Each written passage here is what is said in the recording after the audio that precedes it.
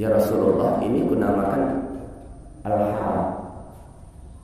Al-Haram itu artinya perang. Sayyidina Ali menyebutkan anaknya ini nanti menjadi panglima perang, sebagaimana beliau juga menjadi panglima perang. Maka kata Nabi, tak usah kita kasih namanya, kasih aja namanya Al-Hasan. Nah itu dia. Lahir anak kedua gitu juga. Sayyidina Ali kebetulan tadi Al-Haram juga namanya, dikasih lagi nama Al-Haram. Datang Nabi lagi, siapa namanya? Al-Haram ya Rasulullah. Tak usah, kau kasih nama Al-Husain. Sampai 3 anak Fatimah Az-Zahra binti Rasulullah sallallahu alaihi wasallam ini itu semuanya diberikan nama oleh Nabi sallallahu alaihi wasallam. Dirolah nama oleh Nabi sallallahu alaihi wasallam. Itu tak jauh-jauh dari kata Hasan. Kebalikan. Nah, berarti seorang kakek punya hak untuk intervensi terhadap nama cucunya. Kalau dirasakan nama itu tidak baik. Karena Rasulullah pun juga ikut terlibat di dalam merubah nama cucu beliau. Nah ini kita kenal lagi seperti itu. Sehingga ketika kita mempelajari ini, hadirin yang Allah Subhanahu wa taala, kita akan dapat lihat ada periwayatan. Seperti itulah yang kita dapatkan tadi. Nah, tegaklah mereka di atas cintanya kepada Nabi. Tegaklah mereka nanti di atas cintanya kepada ahlul bait Nabi. Ada istri-istri Nabi, ada anak-anak Nabi, ada putra-putri Nabi, ada cucu-cucu Nabi, ada zuriat Nabi sallallahu alaihi wasallam. Nah, ketika kita tak kenal kepada nabinya, maka kita tidak akan bisa mencintai zuriat Nabi. Ahlul bait Nabi itu tak akan bisa kita cintai. Maka sekarang ketika ada orang menghina habaib dan sebagainya, itu bagian dari bentuk bahwa mereka tak kenal kepada Nabi. Nah, yang ketiga apa? Wa tilawatil Quran. Mereka akan tegak di atas cinta mereka itu tilawah Quran, membaca Quran, mentadabburi Al-Quran, mempelajari Al-Quran. Nah, inilah fungsinya ketika kita ajarkan. Nah, sehingga ketika Rasulullah SAW memberikan sabdanya seperti ini, maka disinilah pentingnya bagi kita untuk mempelajari daripada sirah Nabi ini. Nah, kita belajar sejarah Nabi ini tidak seperti kita belajar sejarah-sejarah yang lain. Kalau kita belajar sejarah tokoh-tokoh yang lain itu, kebanyakan kita tidak mendapatkan satu sanad yang jelas. Tapi kalau belajar di dalam sejarah Islam itu sanadnya jelas. Jadi bukan hanya kilawah pola, kata si pola, bukan. Tapi jelas. Bahkan panduannya begitu jelas Al-Quran. Lihat bagaimana ketika Al-Quran, ya, ketika Al-Quran berbicara tentang sejarah, ada sepertiga daripada Al-Quran itu isinya adalah sejarah, peristiwa. Meskipun Al-Quran itu bukan kitab sejarah, tapi Allah hadirkan tema-tema sejarah di dalam. Untuk apa itu? Untuk dijadikan contoh oleh Nabi. Ada beberapa hal yang bisa kita ungkap di mana Al-Quran itu memberikan potret kepada Nabi Sallallahu Alaihi Wasallam untuk diikut. Yang paling populer lah sama kita. Yang pertama peristiwa hijrah. Yang pertama ke Habasyah. Kan hijrah itu ada tiga kali. Yang pertama ke Habasyah, yang kedua ke Habasyah juga, yang ketiga ke Yasrib sebelum dinamakan Madinah. Nah, ketika hijrah ke Habasyah, apa yang mendorong Nabi Sallallahu Alaihi Wasallam untuk memerintahkan kepada beberapa orang sahabat untuk hijrah ke Habasyah? Al-Quran surah Al-Kahfi. Di situ ada inspirasinya di situ. Karena ketika Allah katakan mereka adalah anak-anak muda yang mempertahankan imannya, meninggalkan kampung halamannya dan berangkat menuju tempat yang aman. Maka dari situlah Nabi Sallallahu Alaihi Wasallam mengambil contoh. Maka salah satu fungsi daripada sejarah itu adalah solusi. Ada solusinya, ada jalan keluar. Yang kedua, ketika Fathul Makkah, ini kan peristiwa-peristiwa yang populer ya, peristiwa populer. Fathul Makkah. Terkala dalam Fathul Makkah, di saat Nabi berpidato di atas Ka'bah bersama dengan Bilal bin Rabah radhiyallahu anhu. Ketika itu apa dikatakan oleh Rasul? Wahai Quraisy, kira-kira menurut kalian apa yang akan aku lakukan untuk kalian? Ya orang dalam keadaan kalah ditanya pula gitu ya. Ini kalah ditanya pula. Engkau adalah saudara kami, engkau adalah anak saudara kami yang baik. Orang kalah gitu ya. Sebelumnya itu kan marah kali dia nanya. Tapi setelah kalah, engkau adalah saudara kami yang baik gitu. Pasti engkau akan memberikan keadilan untuk kami. Maka dikatakan Nabi, siapa yang tetap tinggal di Makkah dia akan aman. Siapa yang masuk ke rumah Abu Sufyan dia akan aman. Dan siapa yang mau keluar dari kota Makkah ini, maka silakan dia keluar, kami akan hantarkan dia ke tempat yang diuji. Artinya memang penaklukan kota Makkah itu sangat fenomenal. Tak satu darah pun menetes di situ. Akhirnya apa dikatakan? Aku berkata sebagaimana Yusuf berkata kepada saudara-saudara. Lihat bagaimana surah Yusuf berkata. Laqad kana fi qasasihim ibratun liulil albab. Sungguh pada kisah-kisah mereka itu Allah katakan kepadanya, kisah-kisah yang ada dalam Al-Quran itu, ya Muhammad, itu ada ibrah, ada pelajaran. Makanya dikatakan, aku akan berkata sebagaimana Yusuf berkata kepada saudara-saudara. Bagaimana peristiwa Yusuf alaihissalam ketika mendapatkan kezaliman yang begitu luar biasa dari saudara-saudara, dibunuh, dimasukkan ke dalam sumur, kan gitu ya, kan itu kisah seperti ini. Nah, ketika sudah berada di istana, kemudian beliau mendapatkan kedudukan untuk menentukan kedudukan itu sangat-sangat strategis lah dalam bidang ekonomi, distribusi bahan makanan dan lain sebagainya. Apa yang terjadi? Ketika didapatinya ada saudara-saudaranya itu, endingnya, akhirnya adalah berkumpullah mereka semua berkeluarga dan dikatakan oleh Yusuf alaihissalam, aku memaafkan saudara. Maka begitu juga yang dikatakan oleh Nabi sallallahu alaihi wasallam. Artinya Nabi mempelajari sejarah itu dan menjadikan sejarah itu sebagai solusi, sebagai jalan keluar. Nah, ini sejarah. Jadi bukan seperti sejarah Wali Songo gitu. Kalau sejarah Wali Songo kita kan ada sanadnya dia. Masa pula ulama-ulama besar, masuk pula hal-hal yang keliling, itu kan tidak jelas itu sana. Tapi kalau kita bicara tentang sejarah Islam, itu sanadnya jelas. Literatur utama kita adalah Al-Quran. Nanti insya Allah, ya setiap apapun peristiwanya nanti kita akan hadirkan Al-Quran sebagai dalil yang paling utama, sebagai rujukan yang paling utama dalam mempelajari tafsirah nabawiyah. Baik, sebagai penutup lah ya, dalam pertemuan kita yang pertama ini, kita awal-awal untuk menyemangati aja dulu. Kadang orang tak semangat baca sejarah itu gitu.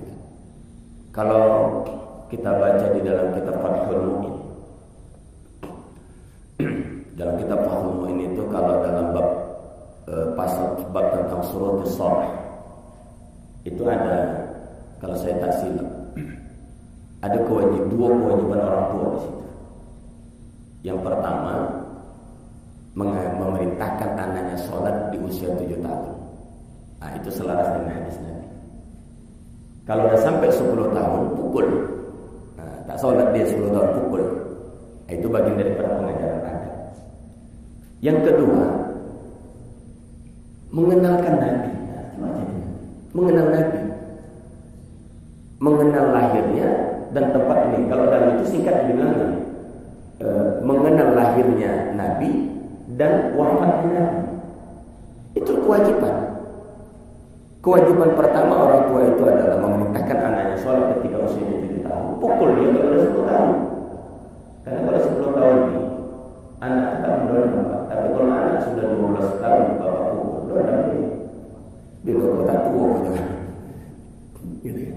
Tapi kalau anak usia 10 tahun itu tidak akan dendam dia. Nah, makanya mendidik anak, mentarbiah anak untuk mengajarkan dia sholat dengan pukulan itu ada batasan diberikan oleh Nabi di usia 10 tahun itulah. Tapi kalau sudah 10 tahun ke atas,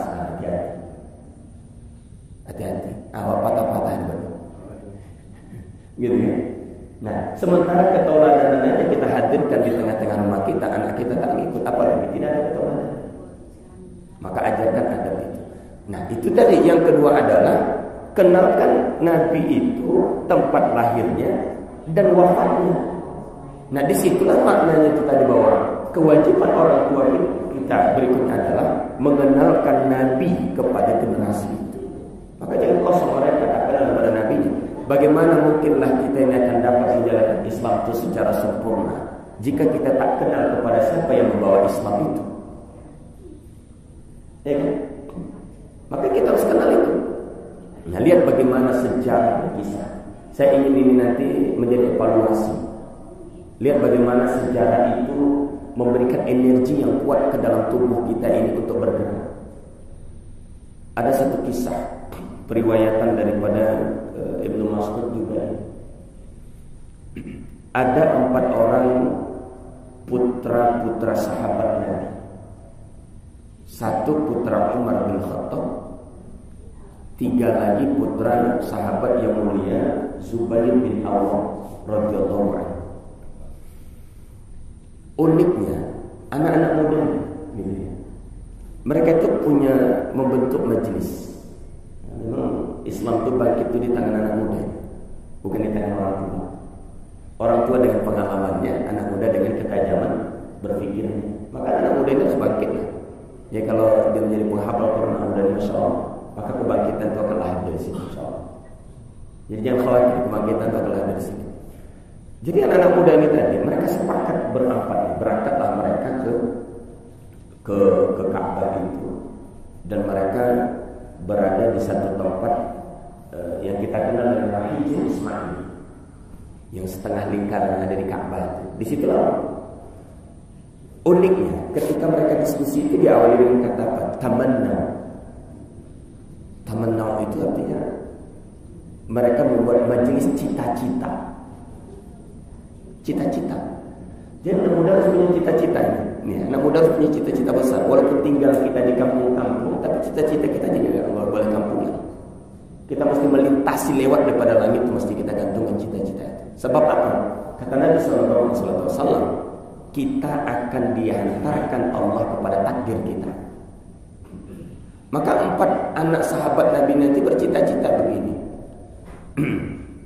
Yang pertama di situ ada Abdullah bin Umar, anak daripada Umar bin Khattab radhiyallahu anhu.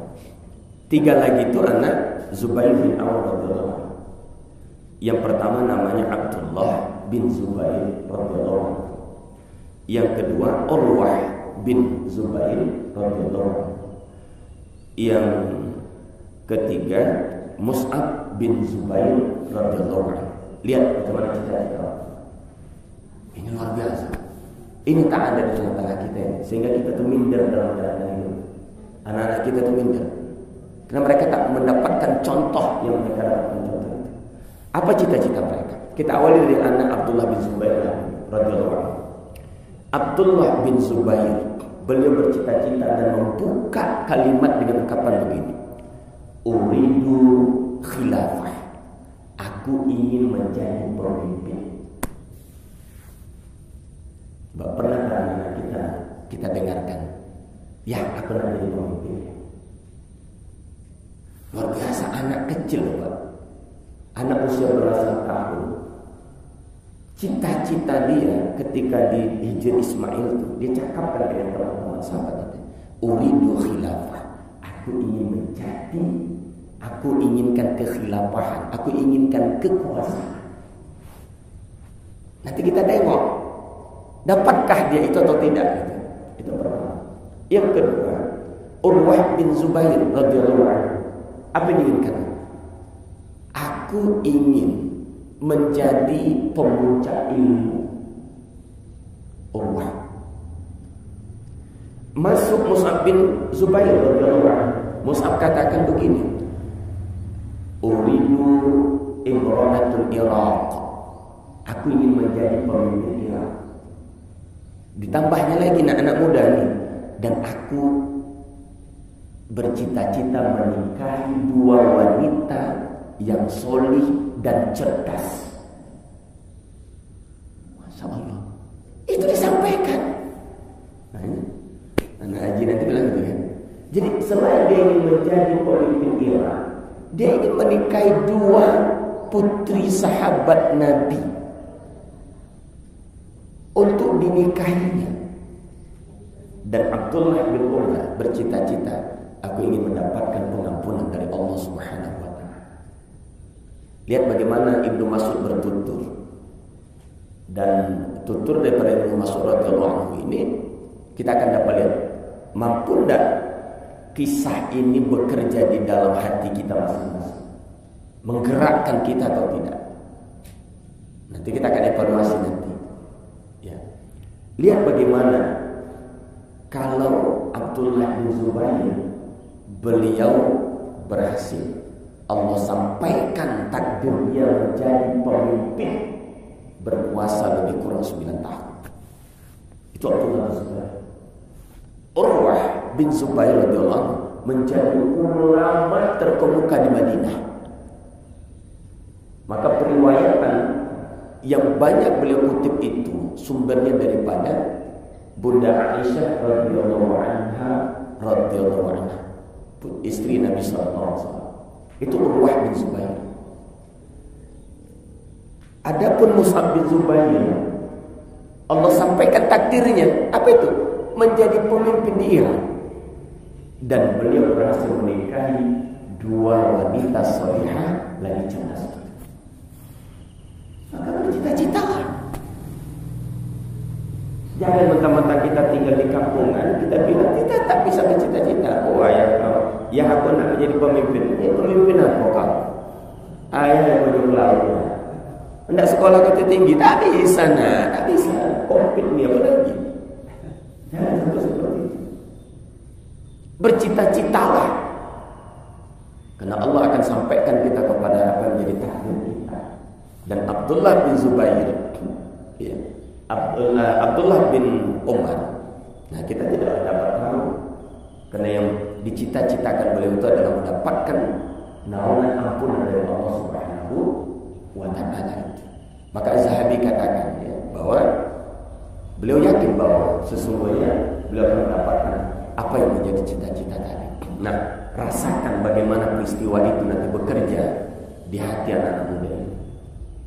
Rasakan. Dan bagaimana peristiwa itu bekerja di hati orang tua ini. Sehingga tidak ada lagi batas bagi kita tadi. Makanya kalau Syafi'i katakan, jangan engkau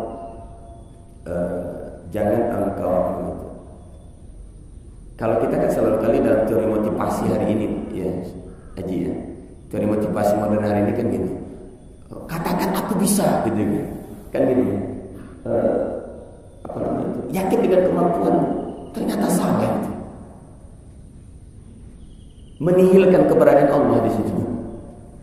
Asal dikatakan bahwa dari 3 syarat yang bisa didapati oleh anak muda ini, gantungkan segala kemampuan itu hanya kepada Allah, bukan menggantungkan dengan kemampuan diri.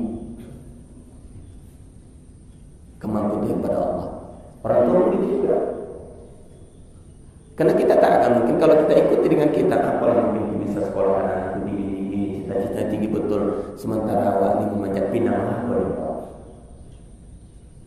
Maka gantungkan itu harapannya kepada Allah, bukan kepada pekerjaan kita, bukan kepada aktivitas yang kita lakukan, tapi kepada Allah Subhanahu wa taala. Maka di situ nanti kita akan digerakkan menuju apa yang menjadi cita-cita kita.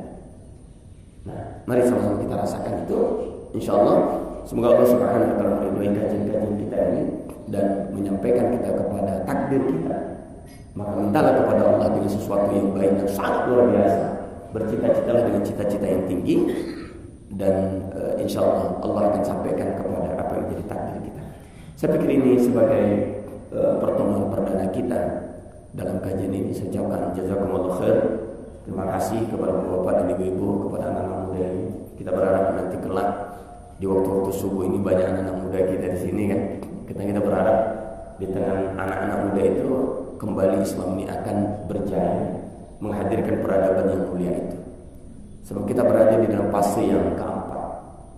Kalau istilah sekarang digunakan, dunia menggunakan istilah 4.0, 4.0. Tapi kalau dalam istilah hadis Nabi, kita berada dalam fase fase di mana kezaliman itu sangat luar biasa untuk umat Islam ini, baik yang dia minoritas maupun yang berada dalam posisi mayoritas.